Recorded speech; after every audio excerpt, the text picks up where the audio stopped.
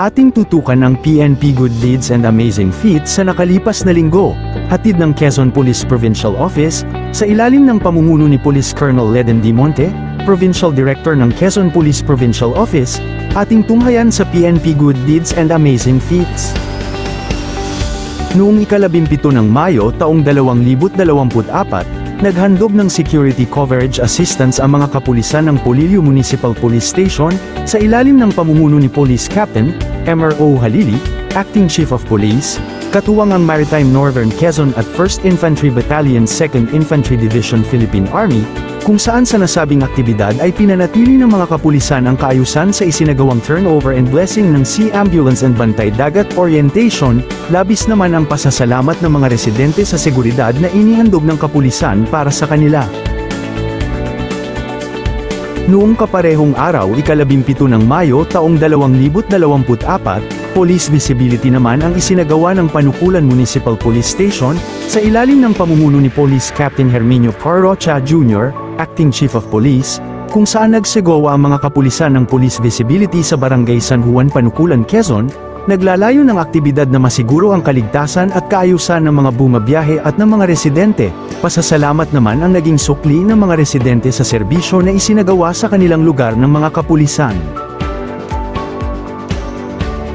Noong ika-18 ng Mayo taong 2024, clean-up drive activity naman ang isinagawa ng Agdangan Municipal Police Station, sa Barangay Sildora Agdangan, Quezon, kung saan kanilang nilinis ang kapaligiran ng nasabing lugar. Katuwang din nila sa nasabing aktibidad ang mga barangay officials, layunin naman ito na mapanatili ang kalinisan ng lugar na kanilang nasasakupan.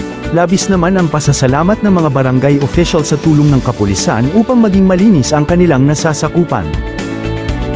Noong ika-19 naman ng Mayo taong 2024, tree planting activity naman ang isinagawa ng 3rd Platoon 2nd Quezon PMFC, sa ilalim ng pamumuno ni Police Captain Freddy P. Damian, Platoon Leader, kung saan nagtanim ang mga kapulisan ng puno sa Barangay Olong Tao Macalelon, Quezon. Layunin ng ganitong aktibidad na mapangalagaan at mapanatili ang kagandahan ng ating inang kalikasan.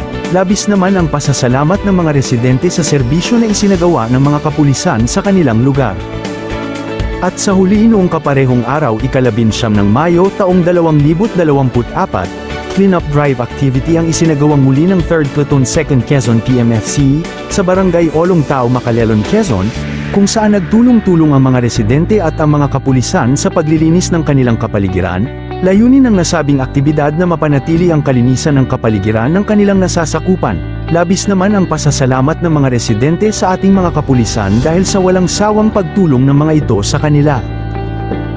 At yan ang ilan sa mga natatanging serbisyong publiko sa loob ng isang linggo, handog ng disiplinadong kapulisan ng Quezon Police Provincial Office, sa ilalim ng pamumuno ng masigasig nitong Provincial Director na si Police Colonel Leden D. Monte, katuwang ang mga miyembro ng Command Group at ng mga hepe ng pulisya at iba pang unit leaders sa walang sawang pagsuporta sa ating mamamayan.